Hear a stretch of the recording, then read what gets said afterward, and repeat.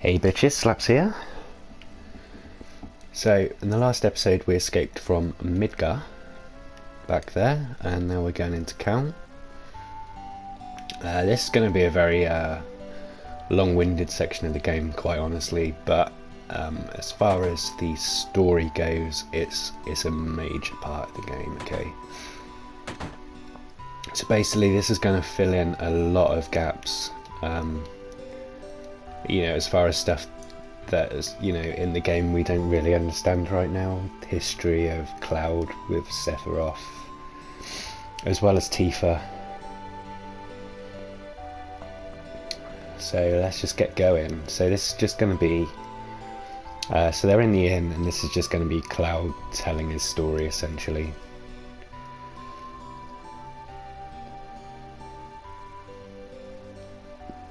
So he's saying that him and Sephiroth are kind of friends, you know, they work together.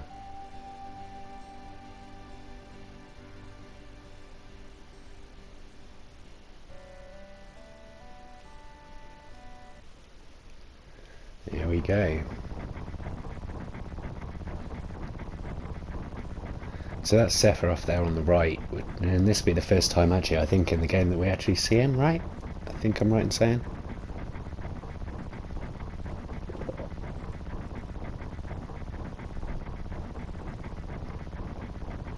So they're obviously travelling as part of Soldier, on a mission to do whatever Soldier does.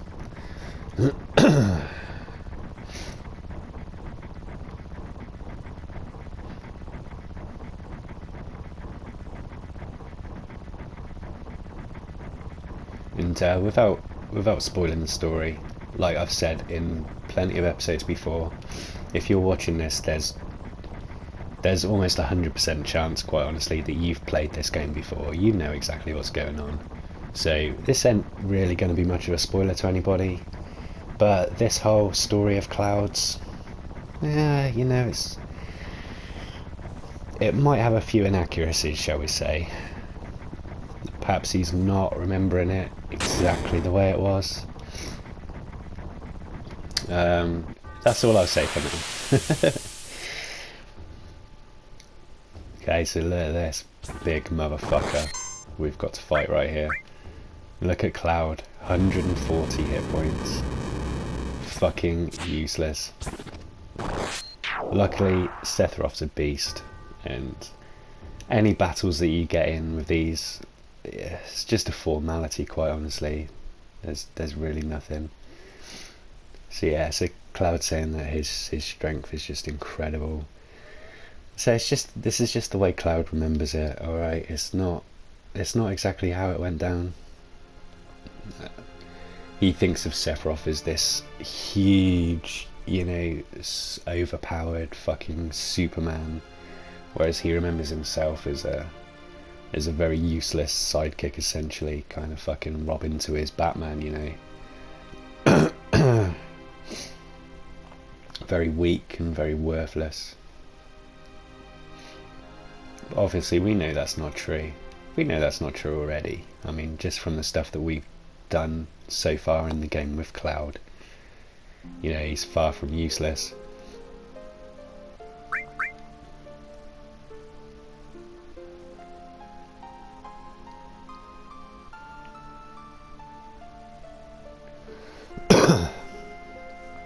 Okay, so let's just head on. Yes, Barrett, Sephiroth's mother, was called Genova.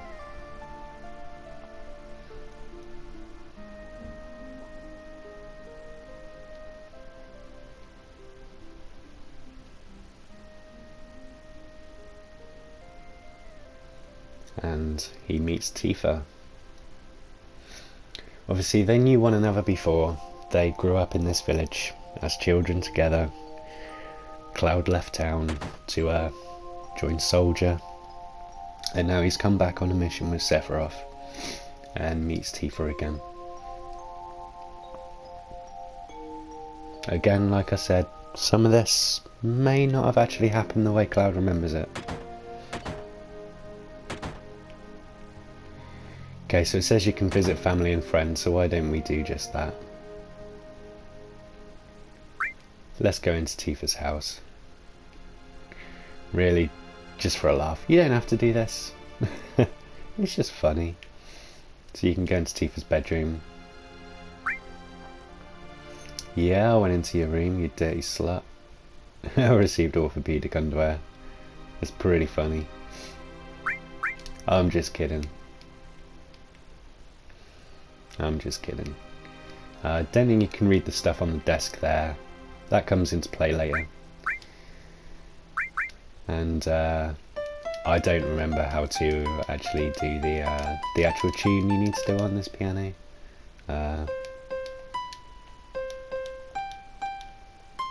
Oh, hang on.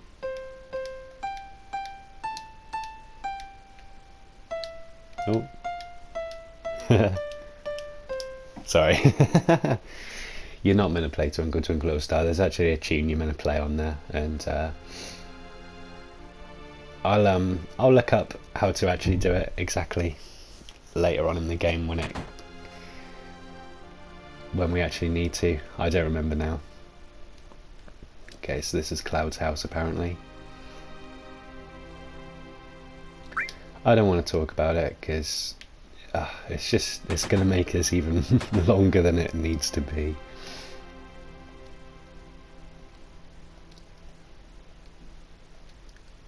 Yeah, it is me, man. So let's go talk to Sephiroth.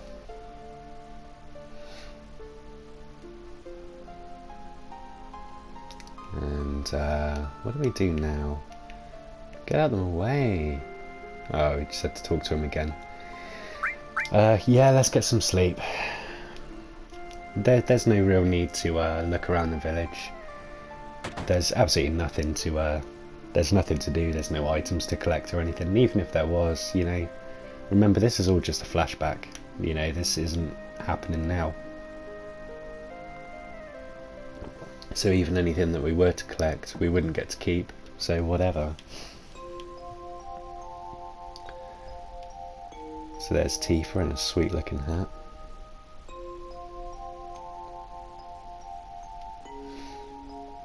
And she's the guide. She's going to take us to the Mako reactor.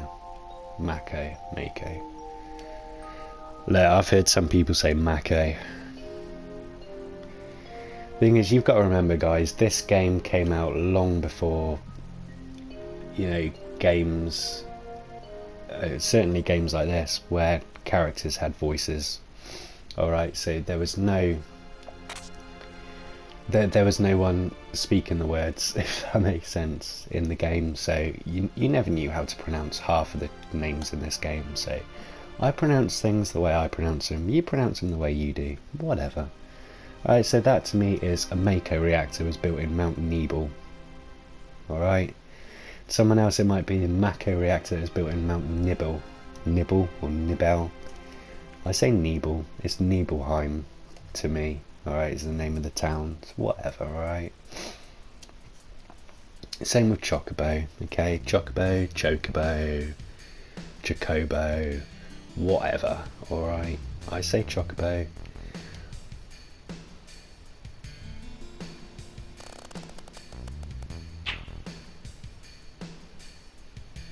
And the bridge is breaking, oh no! And everybody dies. Game over. Now, of course, Cloud and Tifa don't die, we know that.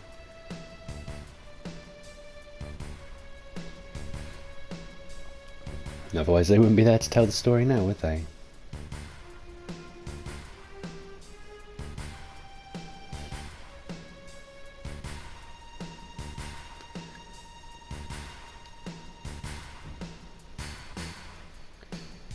Okay, so I think we go this way.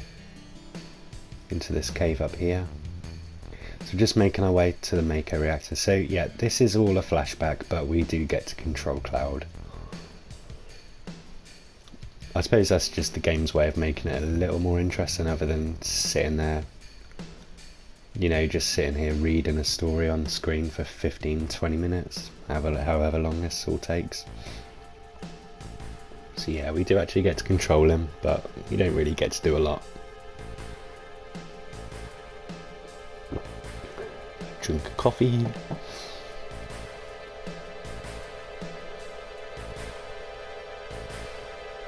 So apparently we learn now that this is where materia, our magic, comes from. It comes from these Mako fountains that come up through the earth.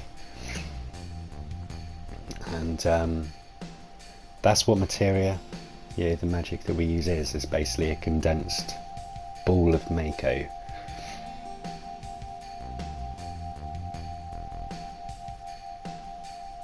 So it's good that it explains that a little bit. You know, the magic in this game isn't just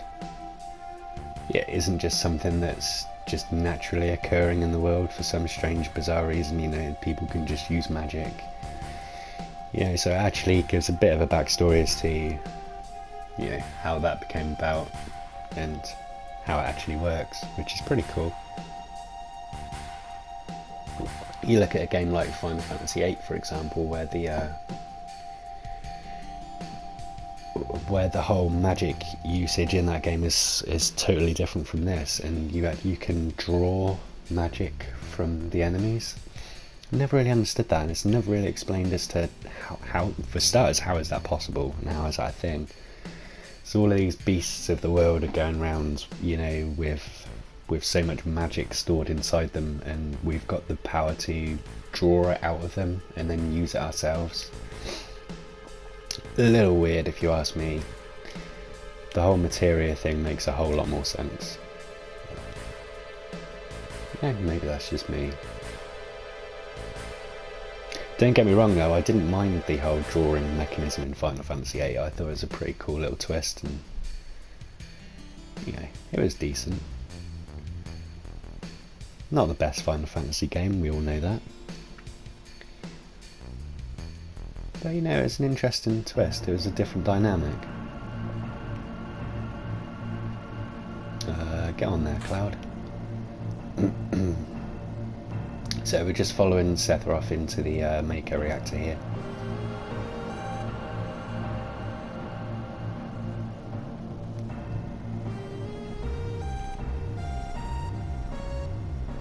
And what's this? Genova.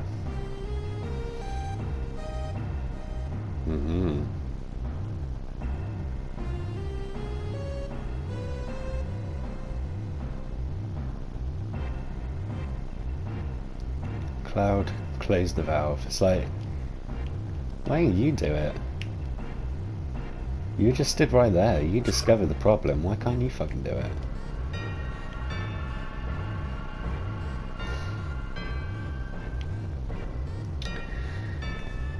Okay, so as a kid, I mentioned that when you first see Genova inside that tank in Shinra headquarters, that freaked me out a bit. This bit did exactly the same thing. This freaked me out too.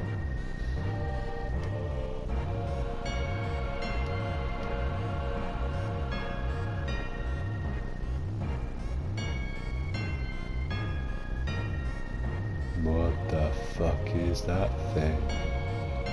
It's got the same haircut as Cloud though. Coincidence? I think not.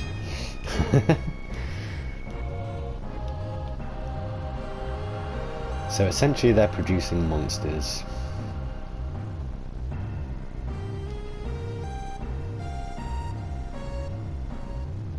Pretty scary shit.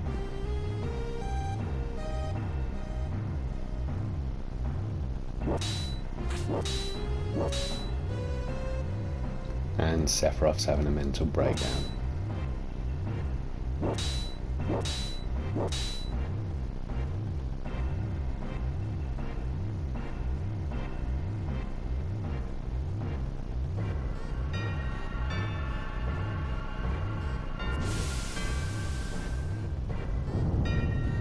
This bit's even creepier. I never understood why you didn't have to fight this thing, though, or anything. It kind of hatches, but that's it. You know, then what? What happens to that? It just disappears. It's no longer there. I suppose we can safely assume that maybe Sephiroth chopped its head off camera or something. I don't know.